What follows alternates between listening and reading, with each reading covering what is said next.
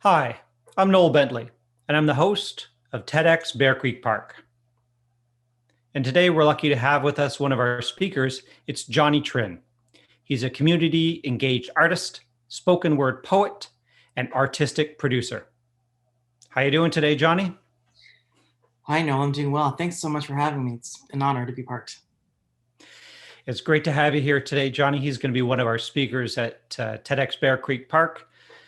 We'll be broadcasting that on Saturday, March 27th.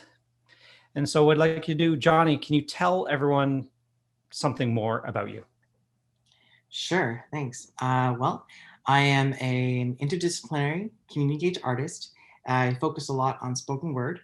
My background is in theater and performance and music theater, and I've always had a passion of building community and storytelling. I really like the idea and believe in the importance of helping people tell their stories in an effective way to get people to listen. We live in a society in a world where so many people are silenced, especially marginalized communities like indigenous communities, queer communities, racialized communities. And so often we're told that people are voiceless. But I think the truth is, no matter how much people have tried to silence people, the stories have existed and they're still being told.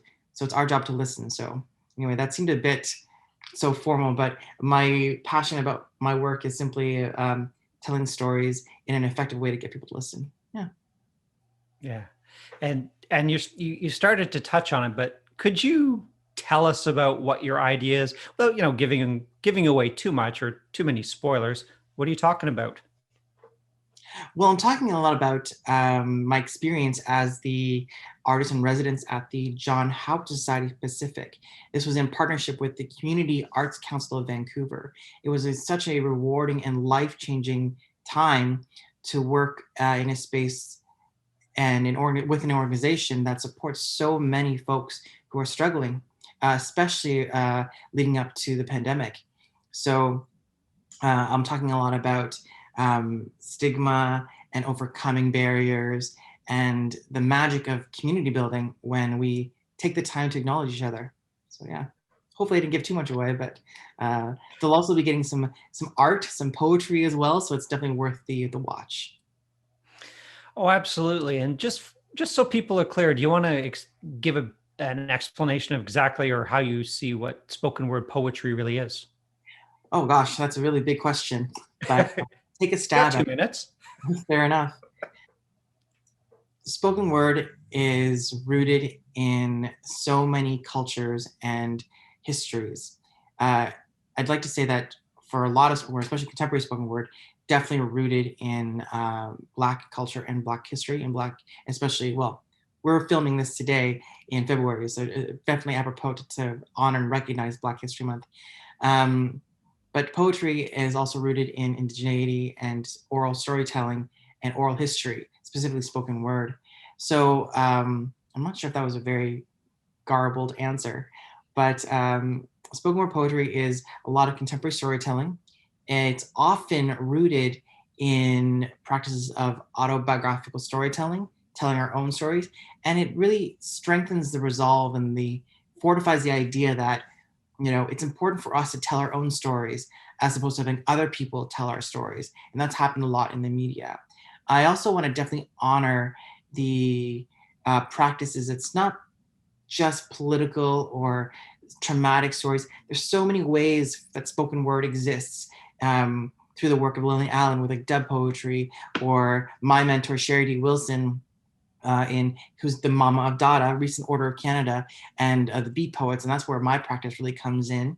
There's also like sound art and poetry in terms of like abstract sounds, and of course the history within hip hop and rap and whatnot. So it's a huge range. Pretty much spoken word poetry is any type of verbal arts that is orated, spoken, and meant to be heard from one mouth to one ear, or many ears, I guess.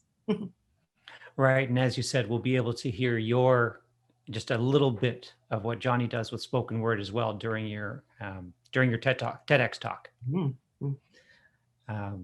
I can't say anything because I've heard it already too. All right, and tell us. I mean, we know you're giving a TED talk TEDx talk, but what else are you up to? What are your projects that you're working on now? Thanks for that. I'm really passionate about starting my own BC arts nonprofit. It just happened a couple weeks ago. It's called Stage to Page, and it's the Stage to Page Performance Society.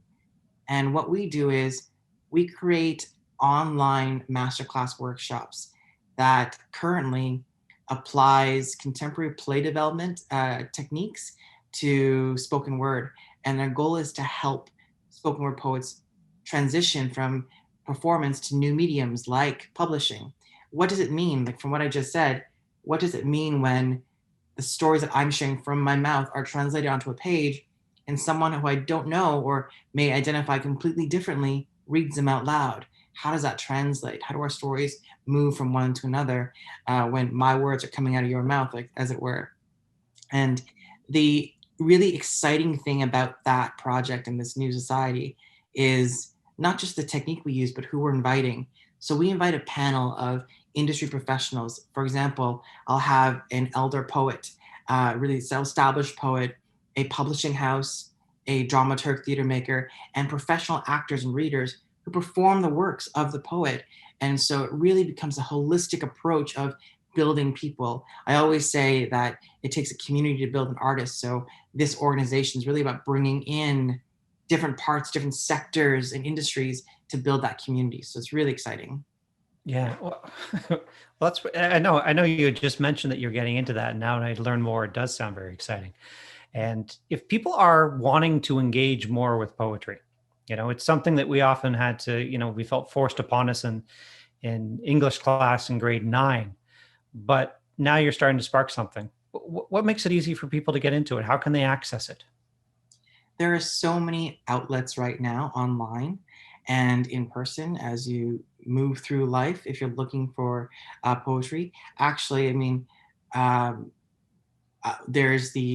I'm actually privileged enough to work on Verses Festival of Words, which is the National Poetry Festival happening in April as part of Vancouver Poetry House. So through Vancouver Poetry House, through libraries, there's many organizations doing poetry, like open mic readings. You just need to look up spoken word and it'll all come up on your searches. And that is, I'd say, one result of the global pandemic that we are in the midst of, is that so many spoken word organizations that are often regional, from local slams, local open mics and readings, are now online. They're become international. So the one great thing that one of many great things I love about spoken word is that our community is really accessible. We're able to really connect with our rock stars and all our upcoming poets too. So you can see the work happening right now. Just check it out. Yeah. Right. Thank you. And after someone's heard your TEDx talk, what's something they could do to, sort of to put your idea into practice or to somehow engage with it? Even if it's one simple step or one thing they could do that day, that week, that month, I'm inspired, but now what?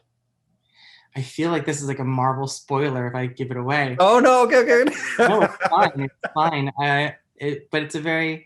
But the thing is, when it comes to building community, there's no spoilers. It's the work. It's what we do. What someone could do after hearing or watching my TEDx talk, would be share it, connect it, and it really comes down to considering who they dialogue with. The thing about spoken word and the thing about community building is that it's not about taking sides. It's about having dialogue. It's about giving and receiving. So what someone could do after hearing my TED Talk is really considering who they're talking to and how they're talking to them and how they're being talked to. And just working to build that bridge, that would be what I'd say. Yeah. Great. That's perfect. Thank you, Johnny. So once again, wanted to reinforce the fact that Johnny Trinh is one of our TEDx speakers at TEDxBearCreekPark. We're blessed to have him. The event is on Saturday, March 27th. We have the opportunity to see Johnny and 11 other speakers, and we hope to see you then.